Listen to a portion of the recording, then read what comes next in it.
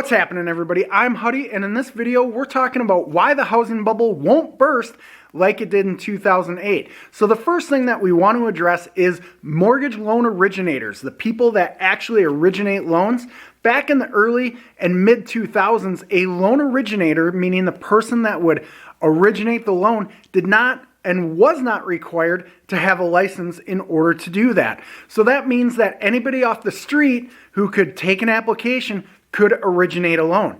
There's a lot that could go wrong with that, and boy did it ever. Thanks to the reform, now we all are licensed through the NMLS. We're all required to do background checks, credit checks, and get fingerprints every year. Plus, we have to have continuing education. The only people that are exempt from this are people that worked for a federally chartered bank. And that doesn't mean that they're just anyone off the street. The bank is going to require them to do those same steps in order to hire them. The next thing that we want to do is we really want to look and understand what a subprime loan was. There are some people that will say, well, the new subprime loan is FHA, just wrapped in a government banner. But let's really take a look right now at what those subprime loans were. First thing that we want to talk about with subprime lending, a big one that was out there, was called an 80-20 loan. 80% financing on the first, a 20% second. That meant 100% financing to buy that house. Most of those loans were made to bad credit people.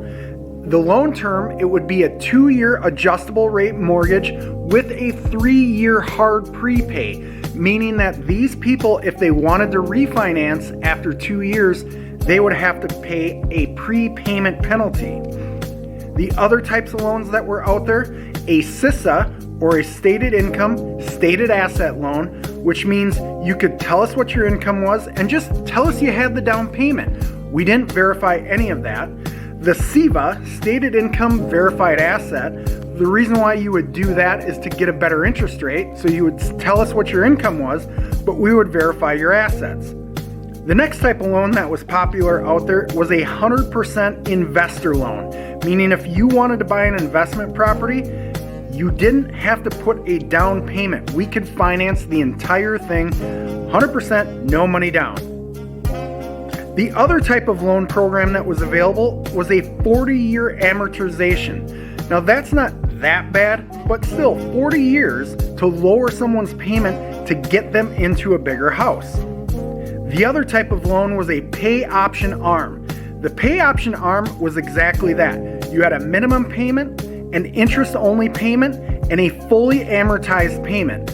Most people only made the minimum payment, so all that deferred interest and principal would go back onto the mortgage balance, creating a negative amortization.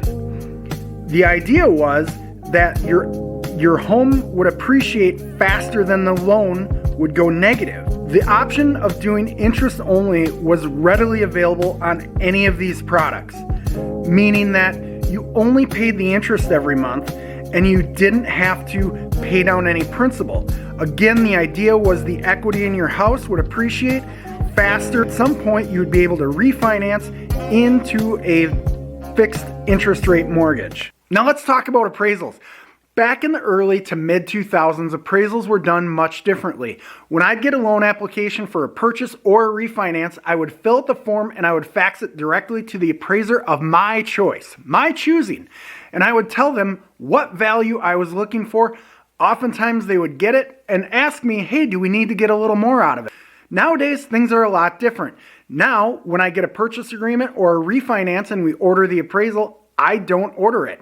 My team orders it, they send it through to my company's appraisal department. The appraisal department then puts it through to an appraisal management company. Think of that as like a job board for appraisers. Some random appraiser that's part of that panel picks it up, does the appraisal, ships it back. It gets audited twice before I even see it. Then once I see it, I see the value, see what's going on with the appraisal, and then I see who actually did the appraisal. Until I get it back, I have no idea who did it. On top of that, I cannot call that appraiser and even question or try to influence value. I can dispute if I don't agree with it, but that process is very difficult and you don't win those very often. Oftentimes people talk about student loans and what that looks like. Well, to be honest with you, even if your student loan is in deferment, we've always had to factor it in. It doesn't matter what your balance is or the fact that you're not making a payment. We still factor in a payment. It's either 1% or 0.5% based off your balance, depending on the program that you go with. So we're always calculating in a student loan payment. That FHA loan that everyone talks about as the new subprime with the government wrapper, let me tell you why that's different. The first thing is, typically, unless you're getting down payment assistance, you have to have money down. The other thing, it's fixed for 30 years. And lastly, there's no prepayment penalty. So you are allowed to get out of this loan should you refinance, or if you're in trouble, you have to sell that house, because right now, everybody's sitting on a lot of equity. The last thing that we want to talk about is a possible recession, which many economists, including the mortgage juggernaut Fannie Mae, are predicting to happen mid to late 2023. What does that mean for mortgages? Well, we saw what happened the first time through, but I just got done explaining all those loans and how crazy they were. We don't have any of those loans anymore. Not only that, we still have demand and everyone still has equity in their property. So that means if you're in trouble and you can't get some sort of hardship deferment, you can sell it and walk away and come out okay on that. The other thing that happens with a recession, oftentimes we see interest rates in the mortgage world start to come back down.